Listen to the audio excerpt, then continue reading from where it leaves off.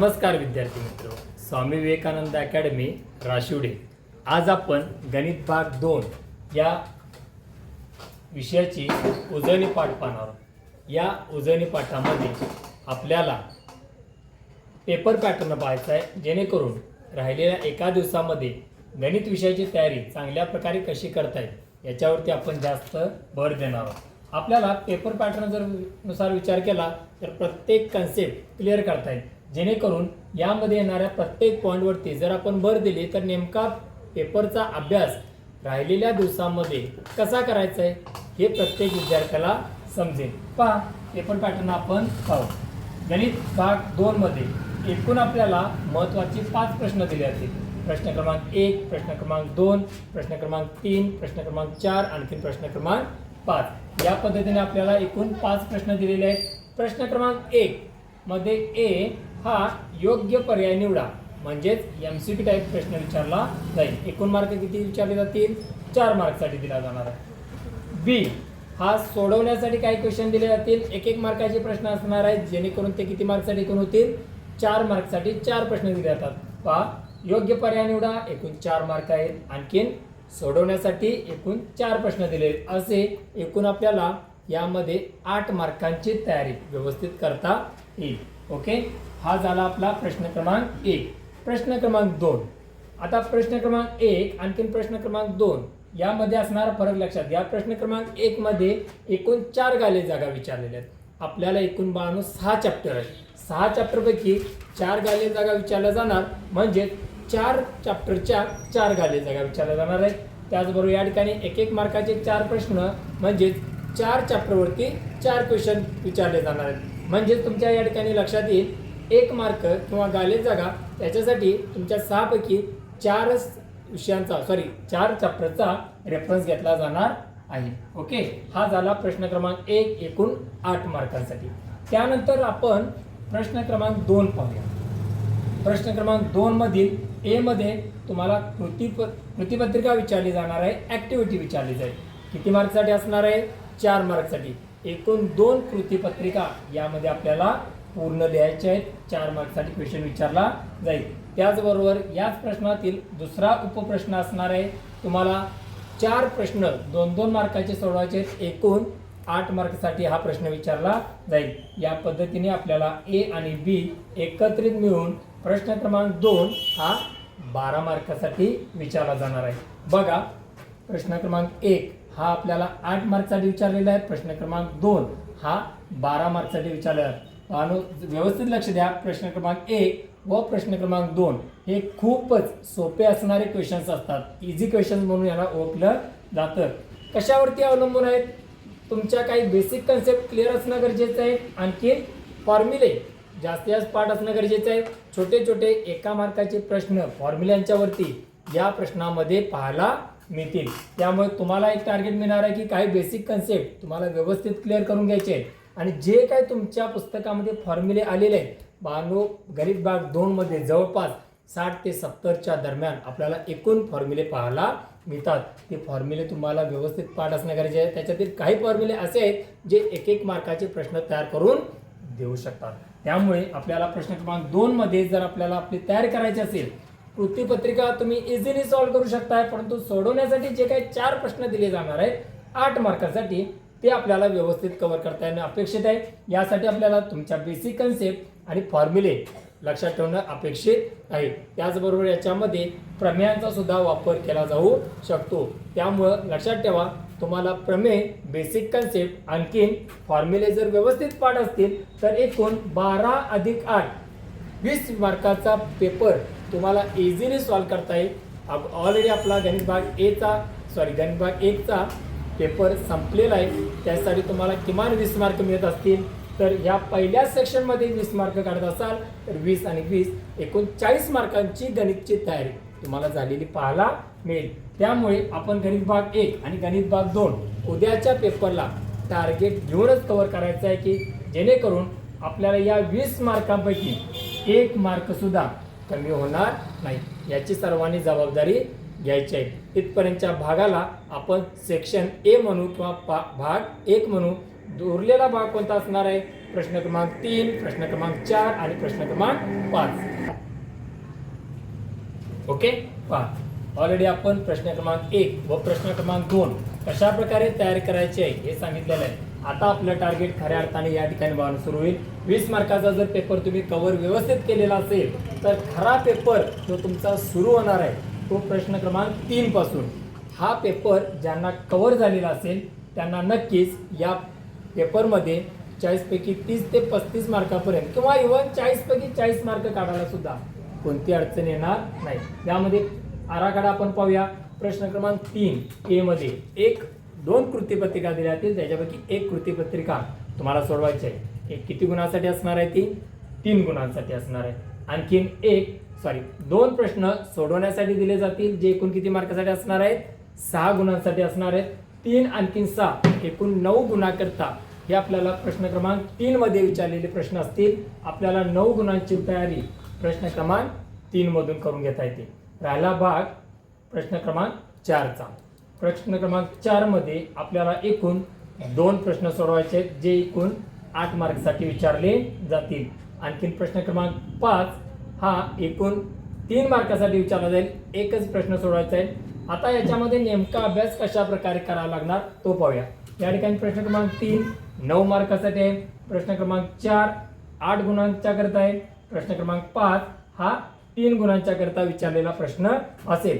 मग नेमका अभ्यास कोणत्या लेवलला करावा, नेमक्या कोणत्या गोष्टी कव्हर करायच्या आहेत, कोणत्या गोष्टी पूर्ण करायच्या आहेत, ह्या प्रत्येक गोष्टी तुम्हाला याच्यामध्ये अधोरेखित कराव्या लागतील जेणेकरून या 20 मार्कापैकी एकूण 15 ते 17 मार्क चांगल्या प्रकारे कशी काढता येतील हे आपण या ठिकाणी चर्चा करणार आहोत.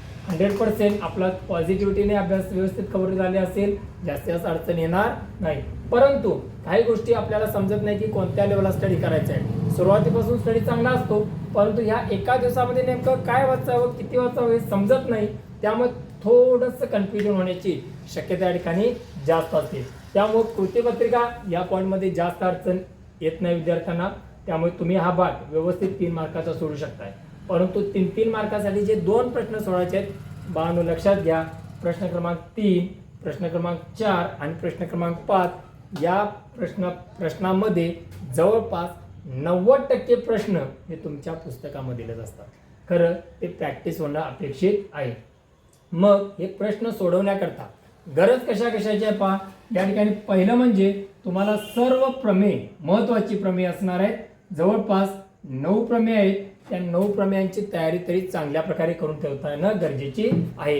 कारण का एखादं प्रमेय तुम्हाला परीक्षेसाठी विचारण्याची शक्यता जास्त आहे. त्यामुळे आपल्याला ही 9 प्रमेय, एकूण 16 प्रमेय आहेत. 16 पैकी 9 प्रमेयांची तुम्हाला नावे मी शेवटी सांगतोय. त्या प्रमेयांची पाठांतर करून घ्या, त्याच्यानुसार तयारी करून घ्यायची आहे. या 9 पैकी 1 प्रमेय या 4 मार्काच्या प्रश्नामध्ये विचारले जाऊ शकतं किंवा 3 मार्काच्या प्रश्नामध्ये विचारले जाऊ शकते. Depends on pattern. त्यानुसार आपल्याला विचारले पाहायला मिळेल. 1 म्हणजे प्रमेय पाठ करायचे. नंबर 2 जी काही सूत्र या पुस्तकामध्ये पाहायला मिळतात कोणत्याही चॅप्टरमध्ये असू द्या, की संपूर्ण सूत्र तुम्हाला पाठ असणं गरजेचे आहे. हे सूत्र जर पाठ असतील तर राहिला क्वेश्चन कोणता? ॲप्लिकेशन म्हणजे काय असणं काय गरजेचं आहे? तुमच्या बेसिक कन्सेप्ट या फॉरवर्ड असणं गरजेच्या आहे. ह्या 3 घटकांच्या वरती हे 3ही प्रश्न तुमचे डिपेंडंट असले पाहायला मिळतील. प्रश्न क्रमांक 3, प्रश्न क्रमांक 4 आणि प्रश्न क्रमांक 5.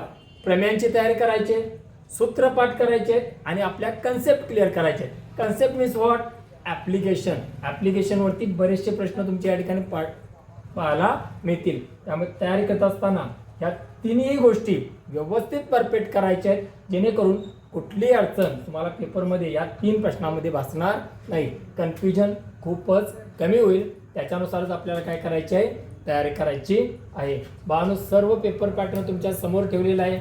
फक्त काय करायचं आहे पहा, पहिल्या भागामध्ये आपल्याला 20 मार्काची तयारी करायची आहे. आणखी दुसऱ्या भागामध्ये आपल्याला 20 मार्काची तयारी करायची आहे. पहिल्या भागामध्ये आपल्याला जास्त डोकं चालवावं लागत नाही, परंतु दुसऱ्या भागामध्ये मात्र काळजीपूर्वक जे काही वाचन 1 वर्षामध्ये केलेलं आहे ते उद्या कोणत्या पद्धतीने करायचं ते पण सांगितलेलं आहे. त्याच्यानुसार स्टडी कव्हर करायचा आणि रेग्युलर प्रश्न क्रमांक 3, प्रश्न क्रमांक 4 आणखीन प्रश्न क्रमांक 5 कव्हर करायचा आहे. आता डायरेक्टली आपण फोकस करूया याचा अभ्यास कशा प्रकारे करायचा आहे. आजची वेळ आणि उद्याची वेळ याच्यासाठी आपल्याला वापरायची आहे. मग काय करणार आपण बाळांनो, पहिलं टार्गेट ठेवा, एक टार्गेट कव्हर करायचं आहे. याच्यामध्ये एकूण आपल्याला गणित भाग 2 मध्ये 6 पाठ आलेले आहेत, 6 चॅप्टर आहेत. त्याच्यामधील वर्तुळ हा चॅप्टर आणखी महत्त्वमापन हा चॅप्टर थोडेसे विद्यार्थ्यांना क्लिष्ट वाटतात.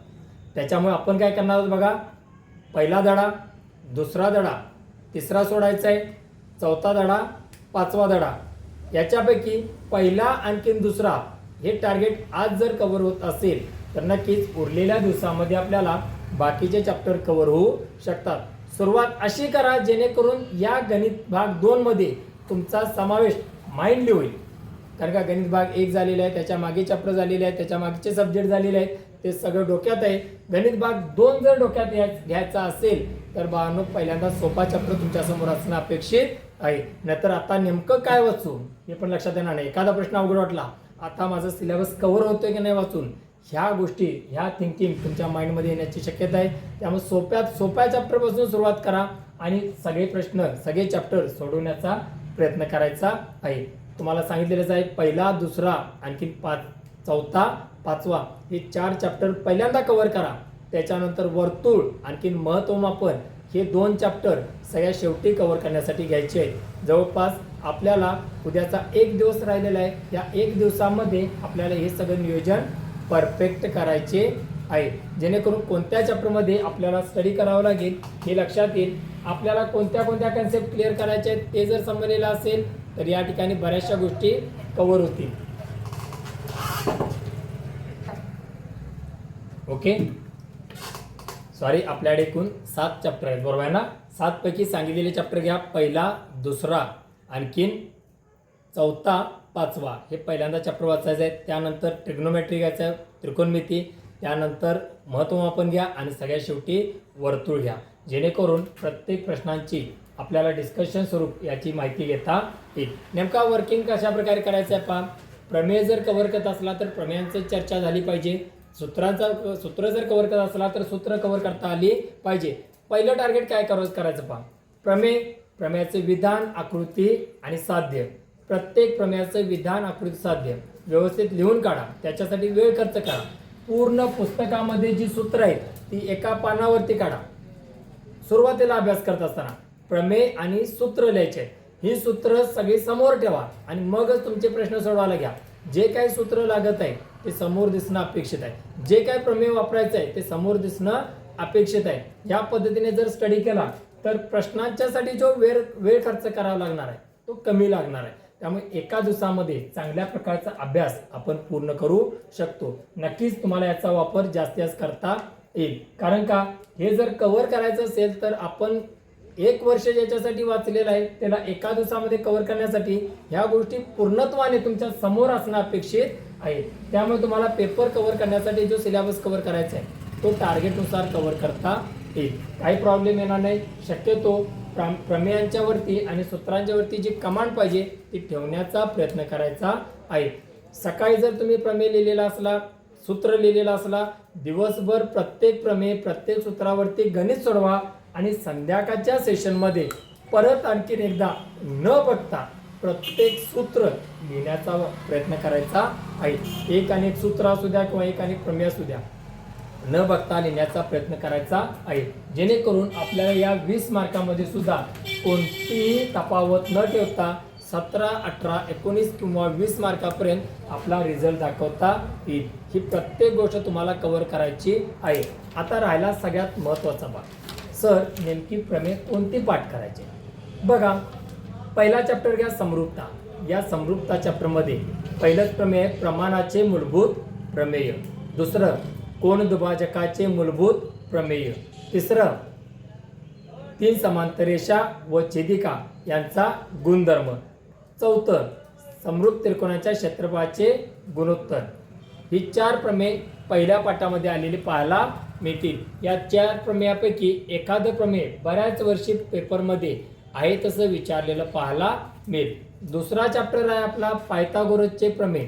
दुसऱ्या चॅप्टरमध्ये आपल्याला भूमितीमध्ये आणखीन पायथागोरसचे प्रमेय हे डायरेक्टली विचारलेले पाहायला मिळेल. जेणेकरून 2 प्रमेयापैकी एक प्रमेय हे तुम्हाला काय करलं जाणार आहे, 3 किंवा 4 मार्कसाठी विचारलं जातं. अपोलोनियसचे जे प्रमेय आहे ते ऍप्लिकेशन म्हणून विचारले जाते. ज्या तुम्हाला कन्सेप्ट क्लिअर करा म्हणून सांगितलेलं आहे त्या कन्सेप्टमध्ये आपल्याला अपोलोनियस प्रमेयाची तयारी करून घ्यायची आहे. अपोलोनियस प्रमेयाचा रिझल्ट कशा प्रकारे काढतात हे शिका. त्यावरती तुम्हाला 3 मार्काचे न्यूमरिकल्स विचारले जातात.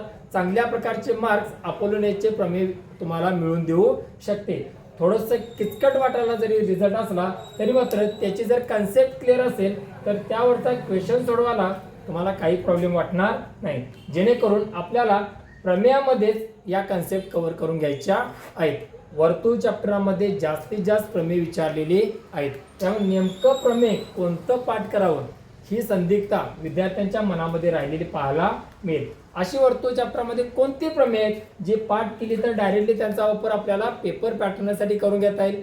पाहू शकताय आपल्याला पहिल्यांदाच दिलेलं आहे स्पर्शिका छेदिका प्रमेय त्याच्यामध्ये पाहायला मिळेल. त्यानंतर आपल्याला दुसरं प्रमेय सगळ्यात महत्त्वाचं असणार आहे ते आंतरलिखित कोणाचे प्रमेय आहे. हे 2 प्रमेय तरी अगोदर पाठ करायचे आहेत. चक्रीय चौकोनाचं प्रमेय दिलेलं आहे आणि सगळ्यात शेवटी स्पर्शिका छेदिका यांचे 3 प्रमेय सगळ्यात शेवटी आपल्याला एकत्रित दिलेले आहेत. 2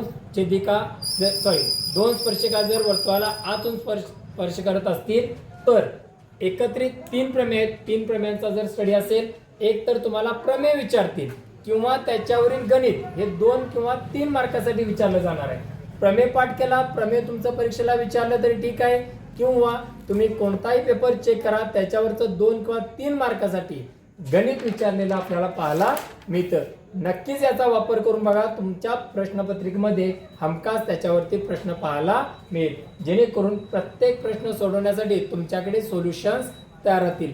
बाळांनो लक्षात घ्या, समृद्धता चॅप्टर असू द्या, पायथागोरसचे प्रमेय असू द्या किंवा तुमचा वर्तुळ चॅप्टर असू द्या, या 3 चॅप्टरमध्येच प्रमेयांचा समावेश करण्यात आलेला आहे. तिथून पुढच्या चॅप्टरमध्ये मात्र आपल्याला सूत्रांचा वापर करावा लागणार आहे किंवा कन्सेप्टचा वापर करावा लागणार आहे. वेगळे चॅप्टर कोणते लागले बघा. तुम्हाला भौमितिक रचना हा 4था चॅप्टर आपल्याला इन्क्लूड करून दिलेला आहे. 3 प्रकारचे त्रिकोण तयार करायचे आहेत, आणखी 3 प्रकारच्या स्पर्शिका काढायच्या आहेत. याच्यापैकी 2 प्रश्न 3-3 मार्काचे, मे बी एखादा प्रश्न 4 मार्कासाठी एखादा प्रश्न 3 मार्कासाठी विचारला जाऊ शकतो. तुम्ही गॅरंटी लिहून घ्या. या ठिकाणी आपला भौमितिक रचना हा चॅप्टर तुम्हाला 6 किंवा 7 मार्क मिळवून देणारा चॅप्टर आहे. त्यामुळे अगोदर जर माहिती असेल तर त्याची तयारी परिपूर्ण करा. तयारी करण्यासाठी हा चॅप्टर कव्हर करण्यासाठी फक्त तुम्हाला 1 तासाची गरज आहे. त्यामुळे ह्या 6 टाईपच्या प्रश्नांची जर तुम्ही तयारी केली नक्कीच तुम्हाला या ठिकाणी 6 मार्कांची किंवा 7 मार्कांची तयारी अगोदरच करून ठेवता येईल. राहिला भाग त्रिकोणमितीचा. त्रिकोणमितीचे जर सूत्र पाठ असतील तर नक्कीच त्रिकोणमितीचे पहिले जे प्रश्न विचारलेले आहेत तुमच्या पुस्तकामध्ये सोडून दिलेले प्रश्न पहा. फक्त तुमच्या पुस्तकामध्ये दिलेले सोडून दिलेले प्रश्न पहा.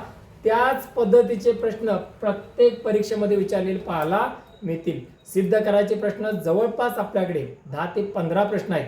त्यापैकी एक सिंगल प्रश्न हा तुम्हाला 3 किंवा 4 मार्कांसाठी सिद्ध करा म्हणून विचारला जाईल. राहिला पाठ तुमच्या कन्सेप्टवरती ऍप्लिकेशन म्हणून येणार आहे.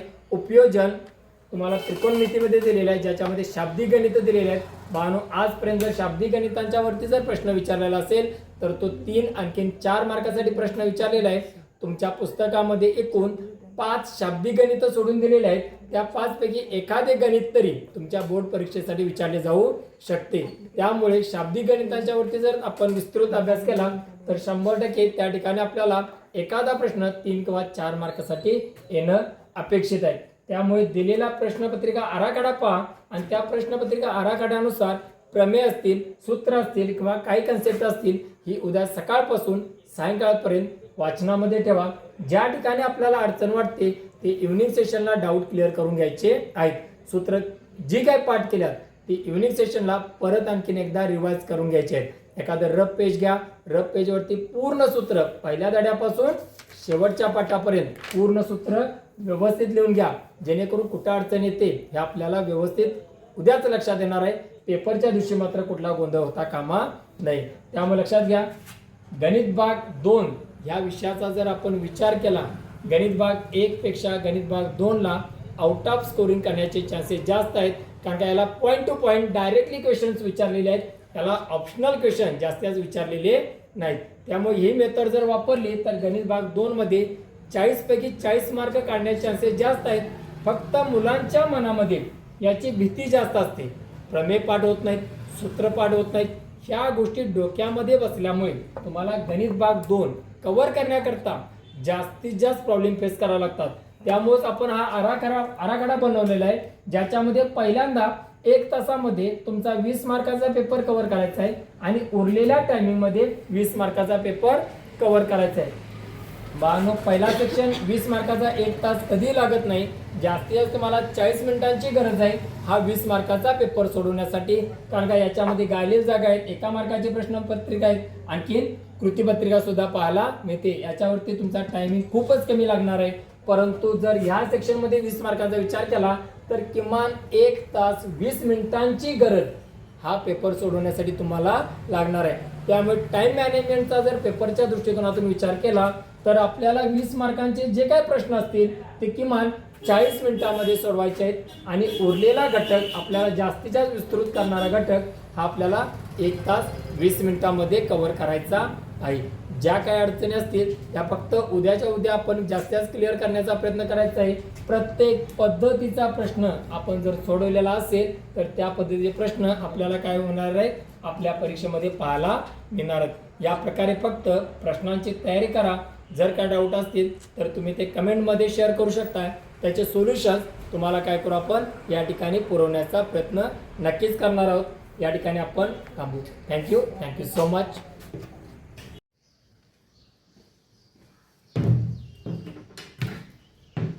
नमस्कार विद्यार्थी मित्र, आज आपण या व्हिडिओ लेक्चरमध्ये गणित भाग 2 या विषयाची उजळणी पाठ पाहणार आहोत. या उजळणी पाठामधील पहिला पाठ आहे आपला समरूपता. या समरूपता पाठामध्ये पहिला घटक जो आपल्याला अभ्यास करायचा आहे तो म्हणजे 2 त्रिकोणांच्या क्षेत्रफळाचे गुणोत्तर. यामध्ये एकूण 4 सूत्र आपल्याला लक्षात ठेवायचे आहेत. 2 त्रिकोणांच्या क्षेत्रफळाचे गुणोत्तर याचं सूत्र दिलेलं आहे पहा. समजा पहिल्या त्रिकोणाचे क्षेत्रफळ आपण A1 कन्सिडर केले. गुणोत्तर म्हणजेच भागाकार A1/A2. पहिल्या त्रिकोणाचे क्षेत्रफळ, दुसऱ्या त्रिकोणाचे क्षेत्रफळ यांचे गुणोत्तर बरोबर B1 गुणिले H1 छेद B2 गुणिले H2. हे सूत्र आपल्याला या ठिकाणी पाहायला मिळेल.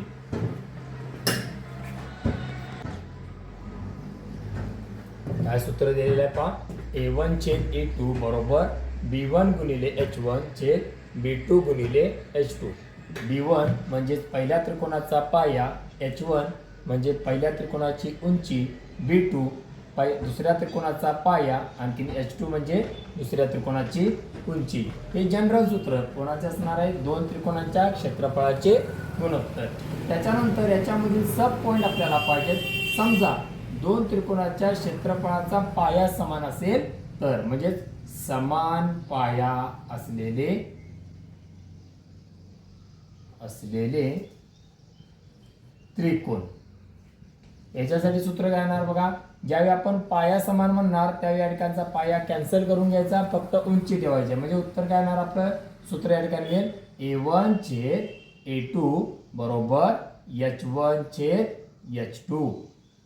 आता त्याच पद्धतीने दुसरा पॉइंट आपण कव्हर करू. समान उंची असलेले 2 त्रिकोण. समान उंची असलेले त्रिकोण. आता समान उंची म्हटल्यानंतर उंची कॅन्सल करायची आहे. म्हणजे काय उत्तर येईल पहा. A1/A2 बरोबर B1/B2. आणि शेवटचा घटक यामध्ये राहील आपला नंबर 3 समान पाया व समान उंची असलेले त्रिकोण. समान पाया व समान उंची असलेले त्रिकोण. बघा, पहिल्यांदा समान पाया घेतला, नंतर समान उंची घेतली. आता दोन्ही पण समान असणार आहेत, म्हणजे समान पाया व समान उंची. या 2 त्रिकोणाचे क्षेत्रफळ नेहमी समान असते. बघा 4 सूत्र मिळाली या ठिकाणी. A1 छेद A2 बरोबर B1 गुणिले H1 छेद B2 गुणिले H2. दुसरे A1 छेद A2 बरोबर H1 छेद H2 कधी येणार? पाया समान असेल तर, उंची समान असेल तर B1 छेद B2 येणार आहे. आणि समान पाया व समान उंची असेल तर A1 बरोबर A2 असणार आहे. ही 4 सूत्र भावना आपल्याला पाठच करावी लागणार आहेत, कारण का प्रत्येक सूत्रावरती एक गणित तयार होऊ शकतं. या पॉईंटमध्ये दोन त्रिकोणाच्या क्षेत्रफळाचे गुणोत्तर या पॉईंटमध्ये आपल्याला एकूण 2 टाईपचे प्रश्न विचारले जाणार आहेत. ते जर आपल्याला समजले तर कोणताही प्रश्न इझिली यामधील 2 मार्कासाठी प्रश्न विचारला जातो, आपल्याला इझिली सोडवता येईल. कोणता प्रश्न असणार आहे पहा. नंबर 1 ची पद्धत काय विचारली जाते? तुम्हाला एखादी आकृती दिली जाते आणि त्या आकृतीमध्ये त्रिकोण दिलेले असतात आणि कोणत्याही 2 त्रिकोणाच्या क्षेत्रफळांचे गुणोत्तर विचारले जाते. कसे काढायचे मग अशा वेळी? आपल्याला माहितीच आहे. समजा या पद्धतीने आपल्याला त्रिकोण दिलेले, या प्रकारचे त्रिकोण या ठिकाणी दिलेले आहेत. आपल्याला काय करता येईल बघा. समजा या ठिकाणी आपण नाव देऊ A B C आणि याला मध्ये नाव देऊ D. 2 त्रिकोण कोणते मिळाले?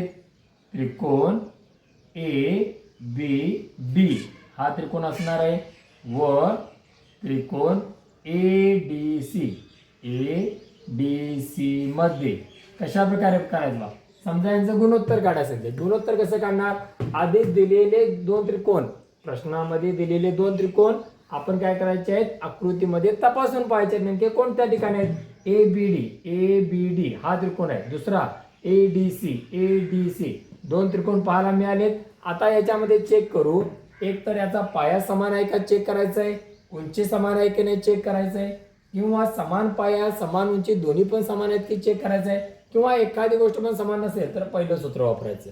इथं पाया आणि उंची दोन्हींची वेगवेगळी पाहायला मिळेल. आपण जर 2 त्रिकोणामध्ये पाहिलं तर AD या 2 त्रिकोणांची उंची आहे आणि ती आपल्याला समान पाहायला मिळते, म्हणजे दोन्ही त्रिकोण समान उंचीचे आहेत. मग समान उंचीचे म्हटल्यानंतर या ठिकाणी सूत्र दिलेलं आहे A1 छेद A2 बरोबर, आधी सूत्र आहे तसं लिहायचं आपल्याला, B1 छेद B2. B1 म्हणजे काय? पहिल्या त्रिकोणाचा पाया, पहिला त्रिकोण ABD पाया BD या ठिकाणी मिळाला, म्हणजेच काय येणार? BD पाया घेतला छेद A2 B2 म्हणजे दुसऱ्या त्रिकोणाचा पाया DC.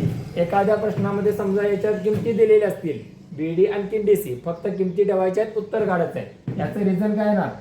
समान उंची असलेले 2 त्रिकोण किंवा फक्त समान उंची म्हणा, तुमचं उत्तर या ठिकाणी मिळालेलं असेल. एखाद्या वेळेस 2 पेक्षा जास्त त्रिकोण दिलेले असतात, त्यावेळी आपल्याला वेगवेगळ्या प्रकारच्या त्रिकोणाच्या क्षेत्रफळाचे गुणोत्तर काढायचे आहे. या पद्धतीने आपल्याला काढता येईल. तुमच्या सराव संचामध्ये सुद्धा किंवा आपल्या पुस्तकामध्ये सोडवलेल्या गणितांच्या मध्ये गणित पहा, त्यामधील एक गणित तरी तुमच्या परीक्षेसाठी विचारलेलं आहे. हा झाला पहिल्या पद्धतीचा प्रश्न. दुसऱ्या पद्धतीचा या ठिकाणी आकृती दिली, त्यामुळे आपल्याला प्रश्न सोडवता आला. एखाद्या प्रश्नामध्ये आकृती दिली जात नाही, थेरॉटिकल प्रश्न विचारला जातो. मोठ्या त्रिकोणाचा पाया, लहान त्रिकोणाचा पाया इतका आहे, या पद्धतीने त्याच्यामध्ये किमती दिल्या जातात आणि आपल्याला काय करायचं आहे? एखादा त्रिकोण मोठा नाव कन्सिडर करायचं, लहान त्रिकोण कन्सिडर करायचं आहे आणि त्यामध्ये किमती ठेवायच्या आहेत. पद्धत सेम, फक्त